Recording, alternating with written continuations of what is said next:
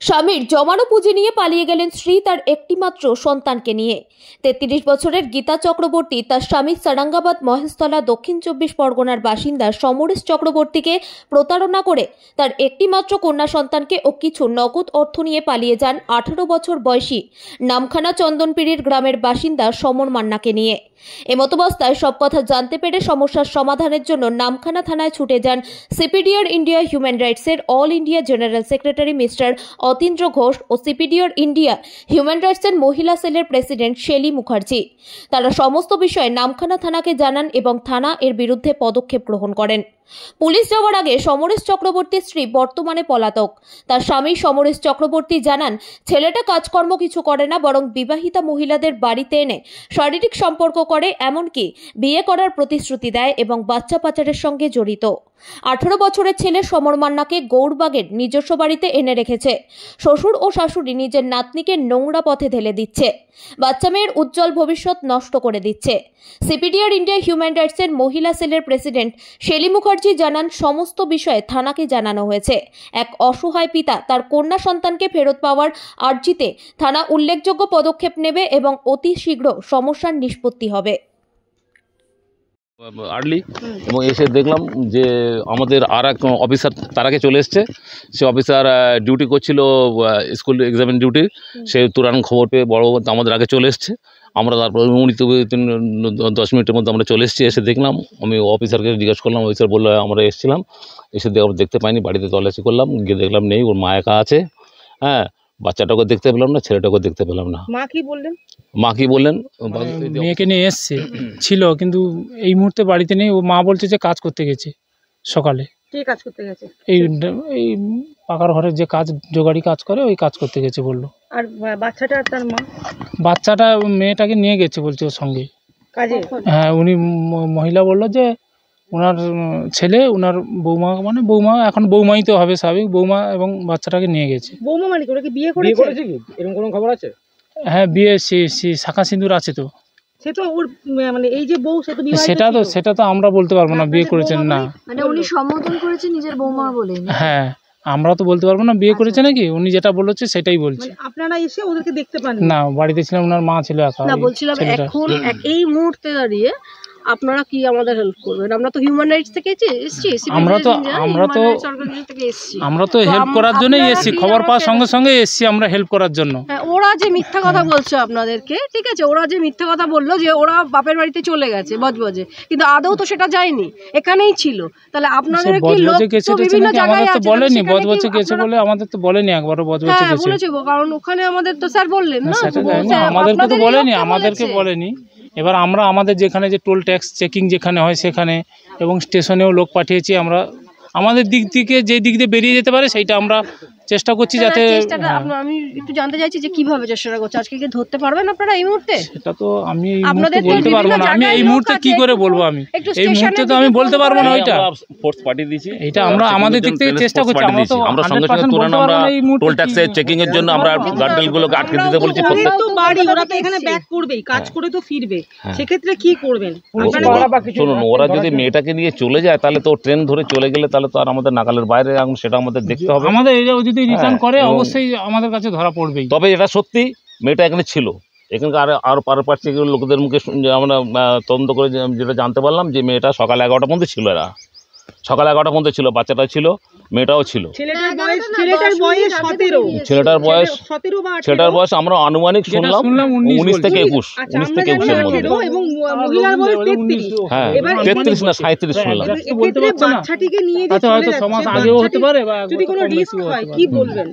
সে যদি আমাদের তো সঙ্গে সঙ্গে তো আমরা ইনফরমেশন পেয়ে আমরা তো স্পটে আসলাম, এসে তো যেটুকু দেখলাম সেটুকু আপনাদের বললাম। এর বেশি তো আমরা সমস্ত কিছু আমাদের যে ফর্মালিটিস ওটা মেনটেন করলাম। যেখানে আটকানোর কথা, যেখান থেকে ওরা বেরিয়ে যেতে পারে, সেই টোল ট্যাক্স থেকে আমরা ফোর্সদেরকে ইনফরমেশন করেছি, তারা সব গার্ড দিয়েছে। তাদের ইনফরমেশন করলাম, যদি বাইকে যায়, শুনলাম যে বাইকে চলে গেছে, এরকম। এরপরে স্টেপ এখন বড়বাবু যেভাবে আমাদের বলবেন সেভাবে আমরা করবো। আমি এই সমস্ত ঘটনা আমি বড়বাবুকে ইনফর্ম করেছি।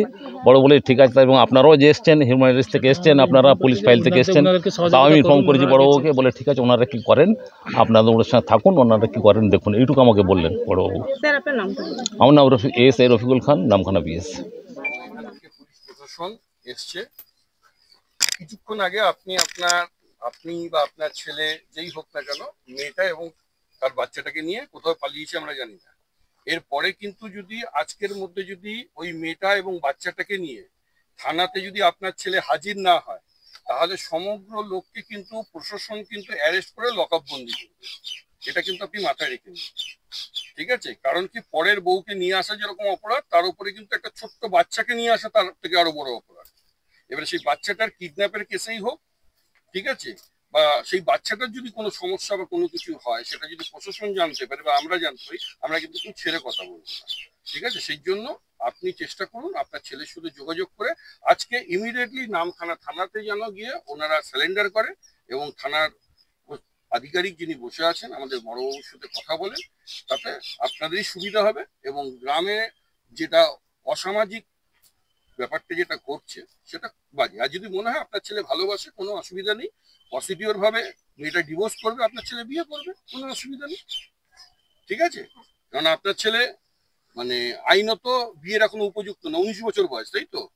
না, ওর আধার কার্ডে তো 22 বছর বয়স হয়েছে। ওনাকে গাড়ি টাড়ি সব দিয়েছে, মানে ও বাইক কিনেছিল ইন্স্যুরেন্স থেকে কিস্তি দিয়ে, ওই আধার কার্ড দেখেই ওনাকে গাড়ি দিয়েছে। যাই হোক, আধার কার্ড নিয়ে চলে যেতে বলবেন থানাতে। আর দ্বিতীয় কথা হচ্ছে, যেই মেয়েটার সাথে বয়স, মেয়েটার বয়স আপনি জানেন তো? না, আমি কিছু জানি না। 37 বছর বয়স মেয়েটা, তার একটা সন্তান আছে এবং হ্যাঁ, একটা মেয়ে আছে বলে শুনেছি। হ্যাঁ, এবার মেয়ে আছে বলে শুনছেন, মেয়েটা তো আপনার হ্যাঁ, বাড়িতে ছিল নিয়ে এই এসেছিল কদিন। বলে আমি বেড়াতে দিয়ে এসেছি। না, যাই হোক, কিন্তু আবার বাচ্চাটা তো নিয়ে এসছেন, বাচ্চাটার বাবাকে না জানিয়ে নিয়ে এসছে, তার বাচ্চাটার বাবাটা কাঁদছে, তার বাচ্চাটাকে সাথে করে নিয়ে এসছে। এবার আপনারা কি করবেন আপনারা ভাবুন। আমরা এসছি আপনাদেরকে একটা কথোপকথনের মাধ্যমে গ্রাম প্রতিবেশী সবার সামনে আপনাদেরকে আমরা বলে গেলাম, প্রশাসন আপনাদেরকে সময় দিচ্ছে। অবশ্যই আজকে কিন্তু আপনি আপনার ছেলেকে বলুন, আপনার ছেলে কোথায় আছে আপনারা নিশ্চয়ই জানেন। না, না, জানি না। ঠিক আছে, ছেলে তো খানিকক্ষণ আগে ছিল, তাহলে ছেলে কোথায় গেল? ওরা বেরিয়ে গেল তো, বললো আমরা কাজে যাচ্ছি। আর ছেলের সাথে তো আপনার কথা তো হয় না, আপনার ছেলে যখন হ্যাঁ, ছেলের আপনি সাথে বলবেন যে আজকের দিনের মধ্যে যাতে থানায় গিয়ে যোগাযোগ করে, ঠিক আছে? আচ্ছা, এটা অবশ্যই বলবেন, নাহলে কিন্তু পরে সব সমেত কিন্তু হারিয়ে পড়ায় সব চলে যাবে, বুঝতে পারলেন? আমরা সিপিডিএন ইন্ডিয়া হিউম্যান রাইটস অর্গানাইজেশনে আজকে মিস্টার অতীন্দ্র ঘোষ মহাশয়ের নেতৃত্বে আমাদের একটা 14 জনের একটা টিম আমরা এখানে এসেছি, নামখানাতে এসেছি আমরা। তো এইখানে আমরা প্রথমে এসে থানাতে গেছিলাম, ওসির সাথে আমরা কথাবার্তা বলেছি দীর্ঘ সময় ধরে, এবং তাদেরকে পাওয়া যায়নি আজকে। কিন্তু এই যার জন্য এসেছি আমরা এখানে, মা এবং ছেলে, এক ভদ্রমহিলা তার হাজবেন্ডকে ছেড়ে মেয়েকে নিয়ে চলে আসে, এবং তার বয়স আনুমানিক 37, এবং যে ছেলেটির সাথে এসছে তার বয়স হচ্ছে মাত্র 17 থেকে 18। কিন্তু এটা আমরা বলতে পারি না যে এটা খুব অন্যায় একটা, কিন্তু ব্যাপারটা এটাই, এখন তো আমাদের আইন হয়ে গেছে যে যে কোনো বয়সে যে কোনো ছেলে মেয়ের সাথে তারা লিভিং এ থাকতে পারে। কিন্তু আমাদের যেটা সমস্যা, যে কারণে আমরা এত দূর থেকে এসেছি, সেটা হচ্ছে গিয়ে একটা শিশু বাচ্চা যার 6 বছর মাত্র বয়স। সেই বাচ্চাটার আমরা এসে দেখলাম এমন পরিস্থিতি, সাংঘাতিক পরিস্থিতি। তার পড়াশুনো তো দূরে থাক, আমরা এটাও ইনফরমেশন পেয়েছি যেহেতু বাচ্চাটির বাবা মিডিয়ার জগতে, উনি সংবাদ এটা জোগাড় করেছেন যে বাচ্চাটাকে হয়তো পাচার করে দেওয়া হতে পারে কিংবা বিক্রি করে, জাস্ট এইরকম একটা আভাস উনি পেয়েছেন। তো বাবা হয়ে উনি মিডিয়ার, বুঝতেই পারছেন আপনারা সকলে, মিডিয়ার কাজ করেন, বিভিন্ন জায়গায় বিভিন্ন প্রান্তে উনি ছুটে বেড়ান। তো সেক্ষেত্রে তার কিরকম ভয়টা লাগে বলুন। একটা মহিলা চলে গেছে সেটা কোনো কথা নয়, কিন্তু এই যে বাচ্চাটার জন্যই আজকে আমরা কলকাতা থেকে দূর দূরান্ত থেকে ছুটে এসেছি এখানে। তো এখানে পুলিশ প্রশাসনও খুব আমাদের হেল্প করেছে কথাগুলো শোনার পরে, এবং আশা করি একটা মীমাংসা হয়ে যাবে, খুব শীঘ্রই হয়ে যাবে, এবং হয় বাচ্চা তার বাবাকে ফিরে পাবে এবং বাবাও তার বাচ্চাটাকে ফিরে পাবে। এই আশঙ্কা আমরা সামনের দিন, বিগত দিনে আমরা আশা করি রিপোর্টটা দিতে পারবো, ঠিক আছে? এবং পুলিশ প্রশাসনও আমাদেরকে বলেছেন যে ওনারাও যথাসাধ্য সাহায্য করবেন আমাদের। তো আমি সিপিডিআর ইন্ডিয়া, মানে centre for protection of Democratic requirement India, আমরা এসেছি মিস্টার অতীন্দ্র ঘোষ মহাশয়ের নেতৃত্বে আমাদের একটা 14 জনের একটা টিম আমরা এসেছি। আমি হচ্ছে মহিলা সেলের প্রেসিডেন্ট, আমার নাম শৈলী মুখার্জি। অভিযোগ হচ্ছে যে আমার মেয়েকে স্কুলে পড়াশোনা করা, না ভালো মন্দ খাবার, না আঁকা শেখানো, ওর যে ভবিষ্যৎটা আমার স্ত্রী নষ্ট করে দিচ্ছে।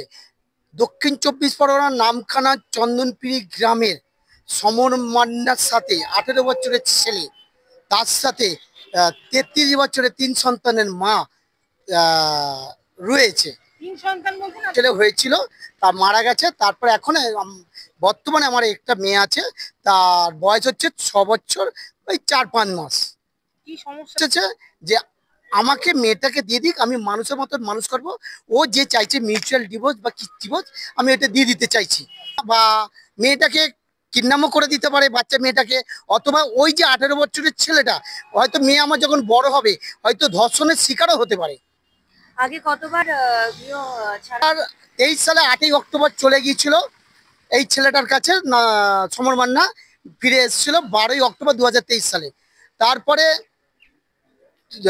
1 মাস ছিল, ভাইফোঁটা ঠিক পরের দিন 16 নভেম্বর বিকাল 4টের সময় ওখানকার এলাকার মানুষদের মাধ্যমে 18ই নভেম্বর 2023 সালে আমাকে ধরিয়ে দেয়। মেয়েকে ঠিক মতন খেতেও দেয় না, আর আমার মেয়েকে মারধরও করে। এমনকি কালকে কোর্টে গিয়েছিল, কাল না পরশু দিনকে কোর্ট থেকে গিয়ে বাড়িতে যখন ঢুকেছে, মেয়ে বলছে মা খাবো। মেয়েকে কি করেছে যে পা তুলে মুখে মারতে গেছে। সেই মেয়ে শোকে কাঁদতে কাঁদতে মাটিতে শুয়ে পড়ছে। মা ছেলে খেয়ে দেখছে, সমর মান্না ছেলেটা খেয়ে নেয়, কিন্তু আমার মেয়েকে ডাকে না।